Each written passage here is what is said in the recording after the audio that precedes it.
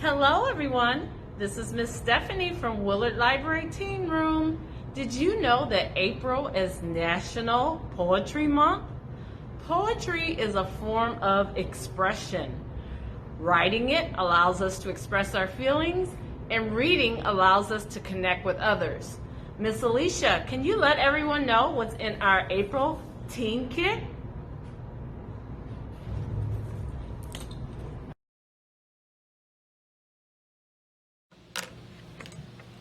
Hi everyone! We are so excited about our kit this month. As Miss Stephanie said, April is Poetry Month, so we thought it was the perfect time to do a kit all about poetry.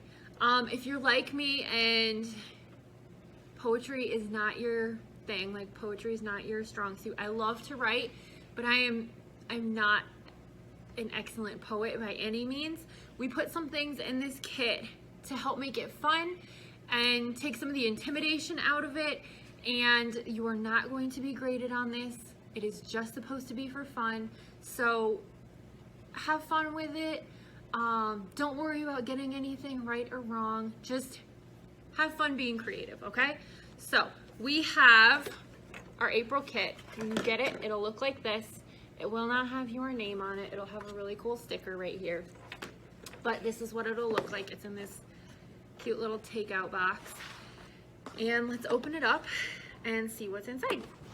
Okay, so right when you open it, you should see the page with all of the directions.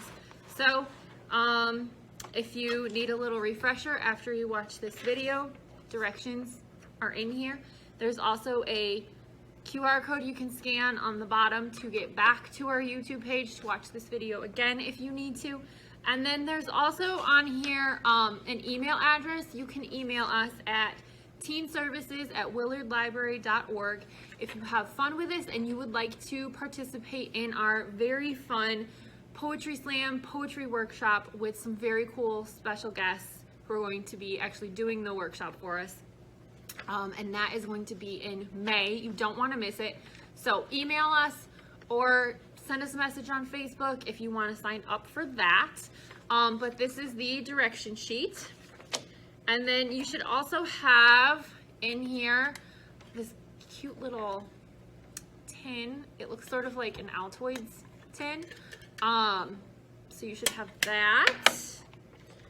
You should have a Sharpie. Yours will be black, not blue. But this was left over, so I put it in my kit. You should have some book pages. Now, before anyone freaks out, because these are pages that have been cut or ripped out of a book, I used books that we didn't have on the shelf anymore because they'd either been damaged or we had too many copies of them. But I think this one had been damaged, so it wasn't usable anymore. So I pulled the pages out to recycle it to use it for something else. But I promised I would not do that with a book that we could still have checked out at the library. So don't freak out, but there are book pages in here.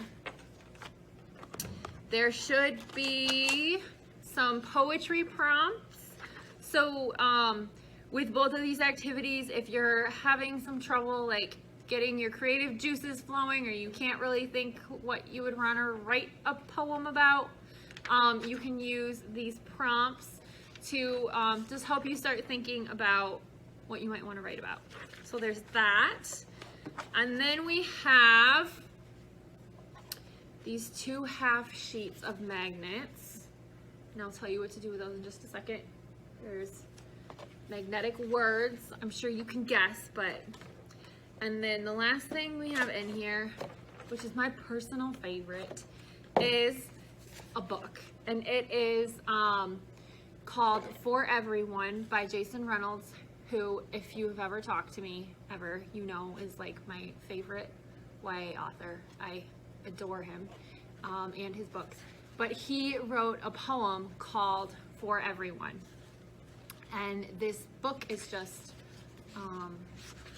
his poem.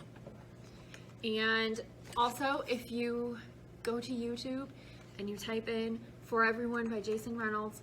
There's an awesome YouTube video of him reciting this poem. I've watched it too many times, but it's really excellent. It's really inspiring, and I recommend, if you enjoy the book, or if you don't want to sit and read the book alone, you can watch the YouTube video. So there's that. Again, just another thing to kind of like inspire you to write your own poetry. So what are we doing with this kit?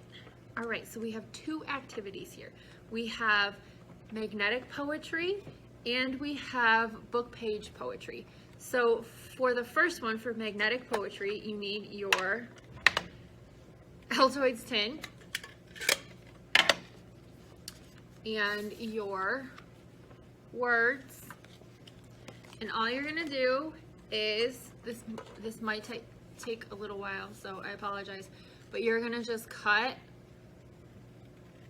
along every line on these on this magnet page and cut all the words out. So like I said, it might take a while, but it's at least pretty easy cutting. You don't have to cut any circles. You're just gonna cut out all the words, and I already did that once so that you didn't have to sit here for a half hour and watch me do it again. So when you're done, you can put them all in their little tin to like keep them all together, and you have magnetic poetry. So what do you do with this?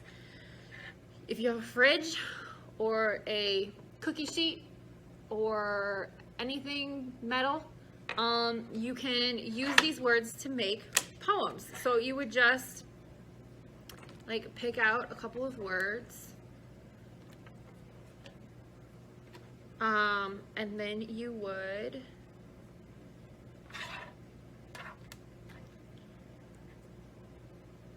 like just stick them on your fridge or whatever you have that is magnetic and make a little poem. I'm trying to find words, but it's like I'm on the spot now, so I can't find.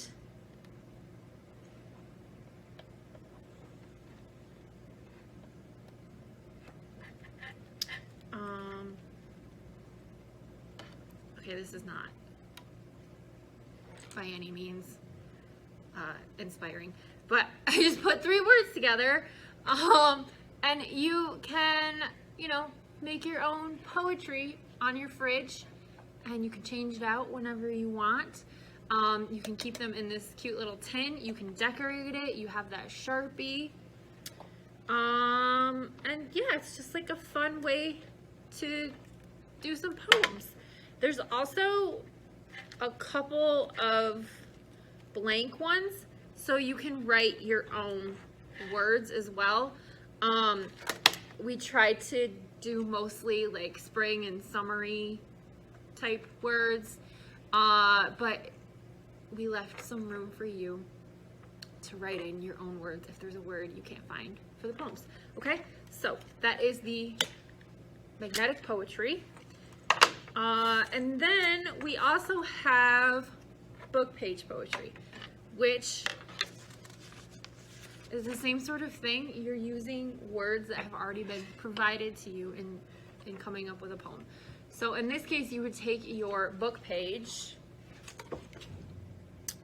and you would look through the page and you would pick out the words you want to use. So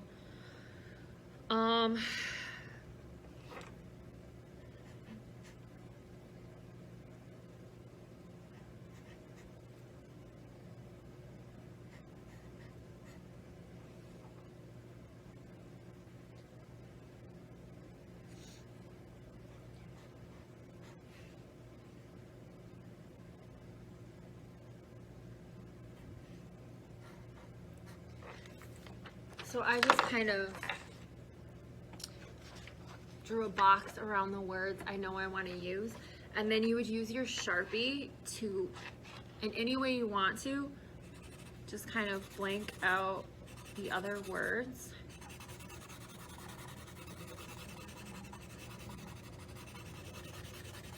So that you can only read And this is gonna look really bad because I'm using a blue Sharpie.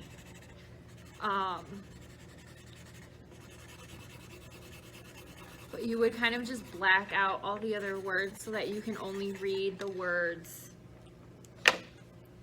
that you wanted to use on the page. And like I said, this looks kind of terrible because it's blue and I'm just doing it on the fly. But you would black out all of the other words. And there's some really cool examples online if you just like type in book page poetry where people used the Sharpie to, instead of just black it out like this, they made like shapes behind it. You can do it however you want to, and you just use the words on the page to create a poem. I'll show you this.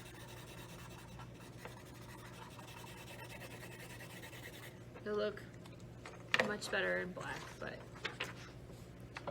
you just kind of do that, and it's really fun. It's another way to be creative, but it takes some of the intimidation out of trying to write a poem.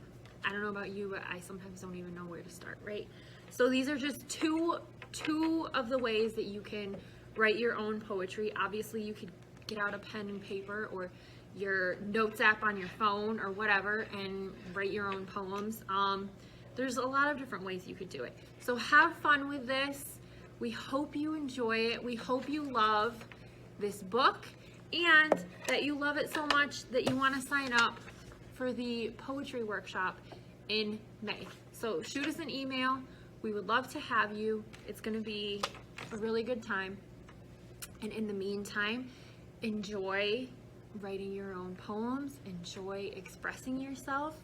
Hopefully we see you soon, and happy spring break, and have fun and be safe.